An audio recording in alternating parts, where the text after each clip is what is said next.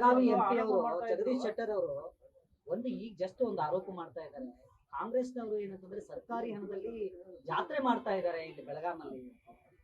Gandhi photo ದುಡ್ಡು ಎಲ್ಲರೂ ಜಾತ್ರೆ ಮಾಡ್ತಿದ್ದಾರೆ.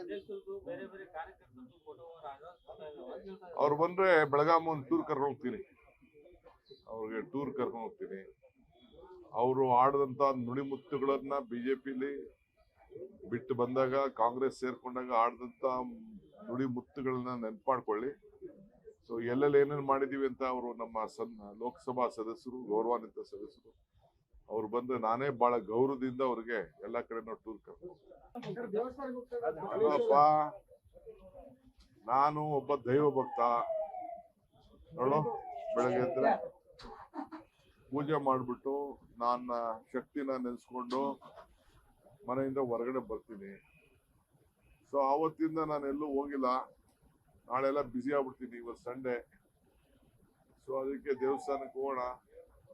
ನಿಮ್ಮಿಂದ ಎಲ್ಲ ರಕ್ಷಣೆ ಬೇಕಲ್ಲಪ್ಪ ನಂಗೆ.